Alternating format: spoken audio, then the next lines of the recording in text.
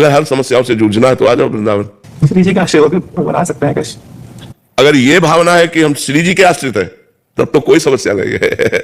लेकिन हम धन के आश्रय और संसार का आश्रय, देखो हम जब वृंदावन आए थे ना, किसी को नहीं जानते थे, किसी को नहीं, हमें परिचय ही नहीं था किसी से। काशी से आए थे और देखो आज है, रोना पड़ा है, पर ऐसा नहीं कि रोना पड़ा, रोए हम कि हमें ऐसा लगा कि जाना पड़ेगा। तो हम, ये टीला है मदन मोहन जी का, इसमें चढ़ के एकांत में दोपहर में खूब रोए थे ठाकुर जी से कि कहीं एक छोटा सा कोना दे दो, मुझे वृंदावन वास करवा दो, मुझे वृंदावन से बाहर क्यों भेजोगे। तो देखो लाडली जी की ऐसी कृपा हो गई कि सब व्यवस्था वही व्यवस्था। अगर लाडली जी का भरोसा है तब तो सैकड़ों लोग ऐसे वास कर रहे हैं जिनका कोई भी अस्तित्व नहीं है और सब श्री जी चला रहे, सब श्री जी चला रहे, सब व्यवस्था। आप कृपा कर दीजिए हमारे में। हम तो चाहते हैं सब वास करें, लेकिन श्री जी से पास बने तब ना। धाम श्री जी का है, जिनको वृंदा विपिन है कृपा नहीं की होए, वृंदावन में तबे तो लान पाई है सोए। जिनका वृंदावन है, हम लोग तो सब दास है, श्री जी का वृंदावन, श्री जी कृपा करे तो वृंदावन वास हो जाए। हाँ, तो हम तो चाह रहे हैं, जब हमारा वृंदावन वास खतरे में हुआ ना और किडनी फेल हुई तो निश्चय किया चाहे जितनी बड़ी दुर्गति हो जाए यही मरूंगा, भोजन मिले ना मिले, दवा मिले ना मिले, चाहे नर्क जैसी दुर्गति मिले तो भी मैं यही तड़पूंगा, पर वृंदावन नहीं छोड़ूंगा। ये नियम ले लिया पूरा जड़ वृंदावन की कृपा से। आज 27 वर्ष हो रहे हैं वृंदावन वास करते हुए, भगवान की कृपा से ब्रजमंडल से बाहर नहीं गए। इसलिए अगर श्री जी का भरोसा है तब तो सब बन जाएगा, कुछ नहीं बिगड़ेगा। अगर अपना भरोसा है तो धक्के खाने पड़ेंगे। हाँ, श्री जी का भरोसा है, सब पार कर उपलब्ध होता है। यद्यपि निर्विकार है, अजन्मा है, फिर भी अजन्मा होते हुए अज्ञान के कारण, इंद्रिय मन विषयाकार होने के कारण उसको बंधन प्राप्त होता है।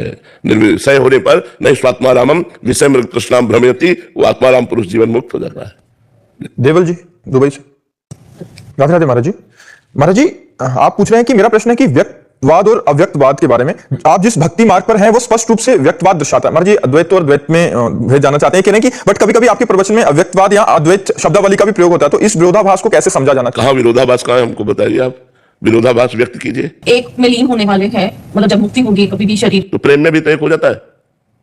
ब्रह्म नहीं, माया नहीं, नहीं जीव नहीं काल, अपनी विशुद्धि ना रही, एक रहे नंदलाल।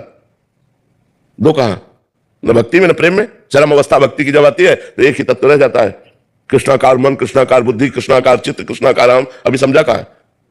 तो अभी ना तो भक्ति में की पूर्णता में हो, ना तो ज्ञान की पूर्णता में हो। अच्छा, आप ज्ञान की पूर्णता से भी आ रहे हो, भक्ति की पूर्णता से भी आ रहे हैं, इसलिए हमारे प्रवचन में दोनों बातें आपको मिलेगी। क्योंकि काशी में 20-22 वर्ष काशी की उपासना और 27-28 वर्ष हो गए वृंदावन की उपासना, तो हम दोनों में ट्रेन रहे। तो आप जो भी प्रश्न करोगे उसका उत्तर मिल जाएगा, चाहे व्यक्त से प्रश्न करो, चाहे अव्यक्त से प्रश्न करो, चाहे ज्ञान से प्रश्न करो, चाहे भक्ति से प्रश्न करो। इसलिए दोनों हमारे प्रवचन में मिले होते हैं। बात समझ में आ रही? हम केवल प्रवचन नहीं करते, हम उस पर चले हैं, हम उसको खाया है, हम उसको देखा है, उसको अनुभव किया है, तब वो बात करते हैं।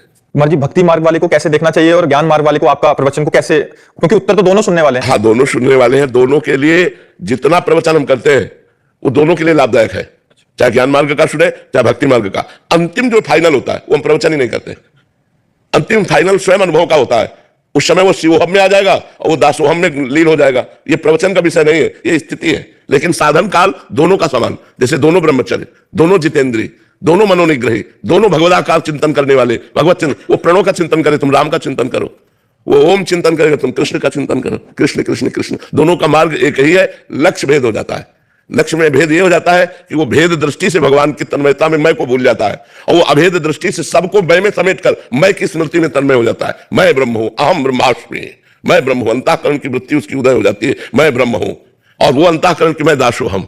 और फिर दोनों वृत्तियां लय हो जाती है। उसके केवल इष्ट रह गया, वो केवल आत्मस्वरूप में स्थित रह गया। मैं ब्रह्म हूं, ये भी बात गई, केवल स्वयं ब्रह्म, अनुभूति ब्रह्माकार वृत्ति। अब वो प्रवचन का विषय नहीं होती, वो स्थिति होती है। आपके उत्तर क्योंकि सामने वाले को देख के होते हैं, वो ज्ञान मार्ग का प्रतीक है, तो कुछ उत्तर ज्ञान परक होते हैं, कुछ भक्ति परक होते हैं। तो भक्ति परक जो उत्तर हो गया तो ज्ञान मार्ग के उसको कैसे? हाँ, ज्ञान मार्ग में भगवान शंकराचार्य जी ने कहा है आत्मानुसंधान के लिए भक्ति नहीं करिए।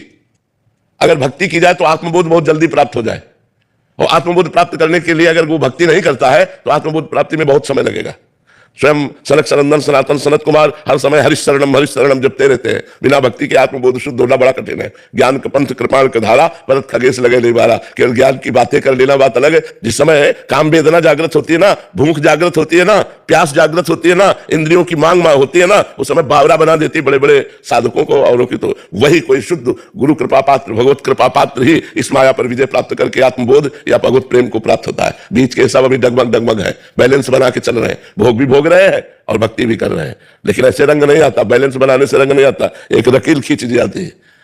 जैसे लक्ष्मण रेखा खींच गए थे ना कि इसको लागना मत, बस वो साधु की या भक्त की या वैष्णव की या साधक की जब लक्ष्मण रेखा खींच जाएगी, ऐसे आप जीवन भर भोग नहीं भोगना, वो निकल जाता है। बहुत कठिन मार्ग है, कोई खिलवाड़ समझते हो जी।